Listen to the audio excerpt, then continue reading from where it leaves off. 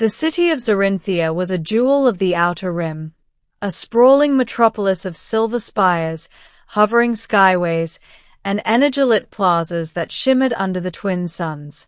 At its center stood the towering palace of Empress Lyrath, sovereign of the Karen hegemony, a species revered for centuries for their strength, cunning, and ruthlessness.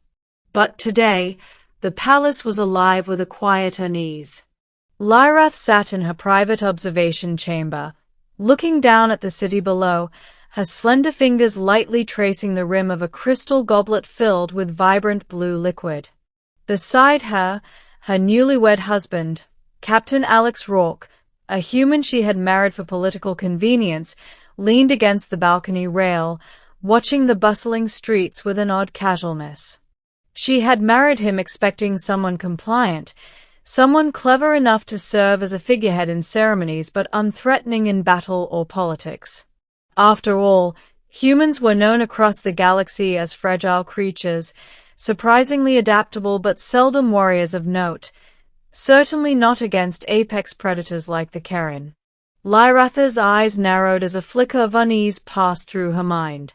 The palace security feeds had detected unusual energy spikes in Sector 7, far too precise to be random. The palace had enemies, but none could infiltrate the central towers with such finesse without triggering alarms. "Are you certain they can reach the inner chamber?" she asked Alex casually, though her voice betrayed her tension. Alex's expression was calm, almost lazy. "If they wanted to, yes. But if they do, I think they'll regret it." Lyrath glanced at him sharply. "You think too highly of yourself, human. I've seen soldiers die trying to stop Karen assassins, soldiers stronger than you by tenfold." Alex didn't reply. He simply straightened his posture, his gaze sweeping the horizon. There was an unspoken confidence in him, the kind that unnerved even the most hardened of Karen warriors. The unease was justified. Moments later, alarms blared through the palace. The floor trembled with the sudden impact of an intruder, and the surveillance screens flickered with a shadow darting between corridors. Lyrath's personal security detail scrambled to intercept, but the intruder was fast, almost unnaturally so, and armed with blades that glowed with plasma energy. "An assassin," she whispered, already gripping the ceremonial dagger hidden beneath her robes. The assassin's mission was clear: eliminate the Empress before the political summit in 2 days. Success meant chaos. Failure meant death. And failure was not something many expected. Alex pushed off the balcony, moving toward her with the kind of fluid motion that spoke of confidence honed over years of combat. Lyrath felt a strange pang of disbelief. How could someone like him, a human, move with such precision and purpose? The assassin emerged in the central hall, cloaked in dark shadows, weapons humming. He leapt with a speed that made the palace guards hesitate. One swipe of his plasma blade could cut through a Karen's reinforced armor like paper. The human guards fell back, their advanced technology and years of training rendered almost useless by the assassin's skill. Lyrath's heart raced. She had always assumed that Alex, her so-called weak husband, would need protection, would panic in such a situation. But instead, he strode calmly, hands relaxed at his sides. The assassin paused mid-leap, expecting a frantic, terrified human. But instead, he found a human who didn't flinch, who didn't retreat, who didn't even draw a weapon. "You're in the wrong palace," Alex said quietly. His tone carried no malice, no threat, only certainty. Yet that certainty froze the assassin for a fraction of a second, enough for Alex to move. With a sudden surge of speed, Alex closed the distance in an instant, faster than any Karen warrior could have imagined. His fist connected with the assassin's chest, not with brute force alone, but with a precision that shattered the energy shielding around the intruder. Sparks flew as the plasma blade clattered to the floor. The assassin stumbled backward, eyes wide in disbelief. "You, human," the intruder hissed. Alex didn't answer. His movements were a blur, almost artistic in their efficiency. A swift kick sent the assassin crashing into the wall. Another strike disabled the energy shield generator on the assassin's suit. Within moments, the intruder was pinned, groaning and disarmed. Lyrath stood frozen, watching in awe. The human she had thought of as fragile, someone she could manage, perhaps even dismiss, had just dismantled a trained assassin with a precision and speed that rivaled the hegemony's elite guards. "Impossible," she breathed.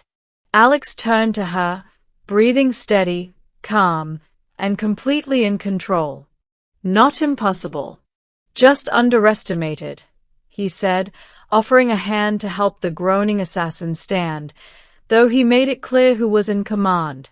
Lyrath felt a strange mix of awe, respect, and fear. She had thought she knew humans. She had thought she understood her husband.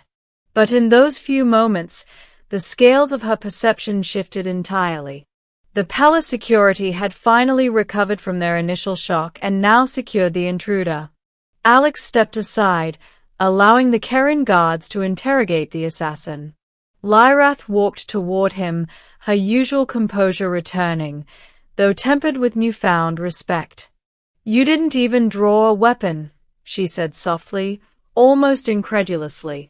Alex smiled faintly. "Some things don't require weapons.